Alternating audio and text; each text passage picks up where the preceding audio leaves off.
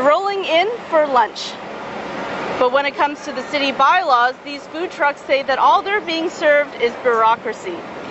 Scott Fraser, the owner of Hogtown Smoke, says he pays $200,000 for one of his trucks and thousands in licensing fees to the city, and yet he's not allowed to sell his food on city property. Dream's a lot more work than the dream.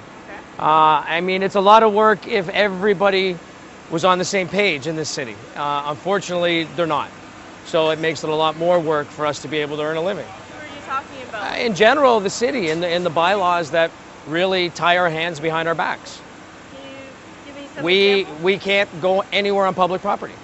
So as you see, we're at Sony Center. It's private, so we have to negotiate deals with private landlords who charge some very reasonable rents, i.e. Sony Center, and some not so reasonable shall remain nameless. And then when we do negotiate a space like this, we get pushback from the BIAs saying we're going to hurt restaurants. And the city says that they're looking at a pilot project that could launch as early as this August to try and fit food trucks on the street. But until then, food truck owners are relegated to stay off the curb.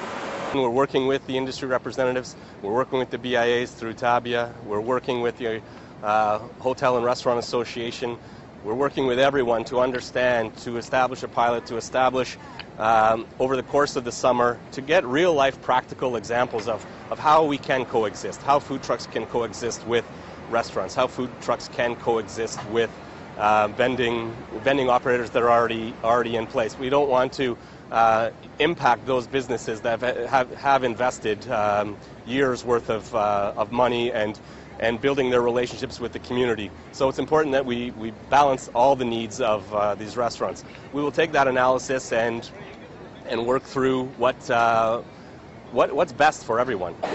Jenny! Right here. Here. Thank you. So another problem that the food trucks are saying is that they're getting some pressure from the local BIAs. When I spoke with the Toronto Association of BIAs earlier on today, they said that BIAs are kind of divided on this food truck issue.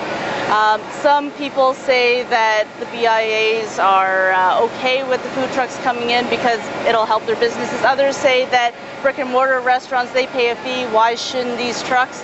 And that they're actually taking away from some of the local businesses. For the Toronto Sun, I'm Jenny Ewan.